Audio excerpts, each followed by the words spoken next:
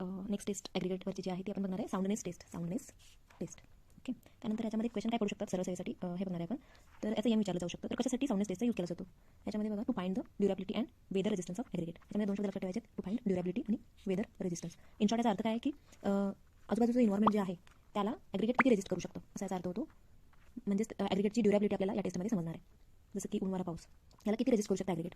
आता याच्यामध्ये बघा टेस्ट घेण्यासाठी कोणते सोल्युशन्स यूज केले जातात. तर याच्यामध्ये बघा पहिला आहे सोडियम सल्फेट आणि दुसरा आहे मॅग्नेशियम सल्फेट. ही सोल्युशन यूज केली जातात ही टेस्ट कॅरी आउट करण्यासाठी. सोडियम सल्फेटला Na2SO4 म्हणायचं आणि मॅग्नेशियम सल्फेटला MgSO4 असं म्हणायचं. याच्यावर क्वेश्चन पडू शकतो की साऊंडनेस टेस्टमध्ये कोणते दोन काय केले जातात सोल्युशन यूज केले जातात टेस्ट कॅरी आउट करण्यासाठी. तर काय आहे Na2SO4 आणि MgSO4 सोडियम सल्फेट आणि मॅग्नेशियम सल्फेट.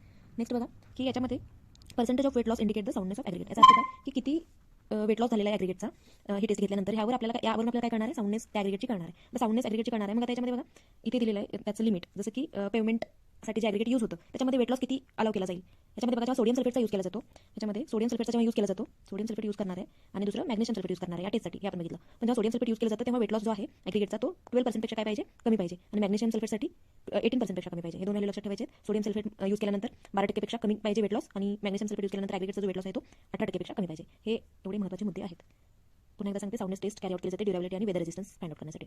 नेक्स्ट याच्यामध्ये कोणते सोल्युशन यूज केले जाते त्या टेस्टसाठी MgSO4 आणि Na2SO4 म्हणजे सोडियम सल्फेट आणि मॅग्नेशियम सल्फेट. दुसरं आहे की याच्यामध्ये जी साऊंडनेस आहे ती साऊंडनेस टेस्ट जी आहे ॲग्रिगेटची ती काय केली जाते कशावर फाइंड आउट केली जाते की ॲग्रिगेटचा वेट लॉस किती झाला या टेस्ट नंतर हे बघून. त्याच्यानंतर नेक्स्ट पॉईंट आहे की जेव्हा सोडियम सल्फेट यूज केलं जातं तेव्हा जो वेट लॉस होणार आहे ॲग्रिगेटचा तो 12% पेक्षा कमी पाहिजे आणि सोडियम सल्फेट यूज केल्यानंतर ॲग्रिगेटचा जो वेट लॉस आहे तो 18% पेक्षा कमी पाहिजे. सोडियमसाठी 12% पेक्षा कमी मॅग्नेशियमसाठी 18% पेक्षा कमी. हे महत्त्वाचे मुद्दे आहेत साऊंडनेस टेस्टसाठी.